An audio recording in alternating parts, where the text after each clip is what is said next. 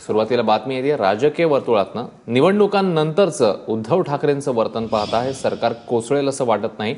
त्यामुळे सगळ्या महापालिका आणि जिल्हा परिषदेत आम्ही आता काँग्रेससोबत आघाडी करणार आहोत असं शरद पवारांनी स्पष्ट केलंय। राहुल कुलकर्णी आपल्या सोबत आहेत, आपले प्रतिनिधी। राहुल, काय म्हणालेत नेमकं शरद पवार?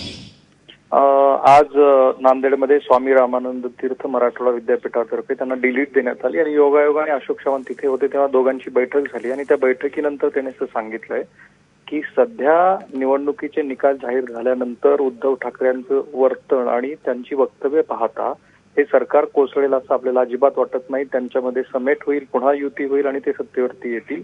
ह्या राजकीय पक्षांना विरोध करण्यासाठी म्हणून काँग्रेस पक्ष आणि राष्ट्रवादी काँग्रेसच्या स्थानिक राज्यातल्या मंडळींनी असा निर्णय घेतला होता की जिथे जिथे आपल्याला आघाडी करून सत्ता मिळवणं जिल्हा परिषदेमध्ये शक्य आहे किंवा महापालिकेमध्ये शक्य आहे तिथे ती आघाडी करायची, तर त्या धोरणाला माझा पाठिंबा असेल।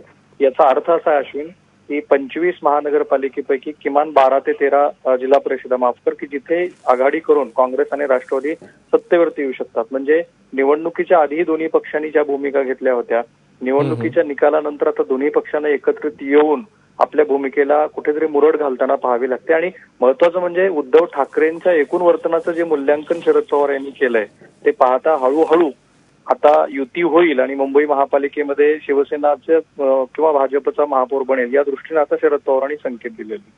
अश्विन, राहुल, धन्यवाद या सगळ्या सविस्तर माहितीबद्दल।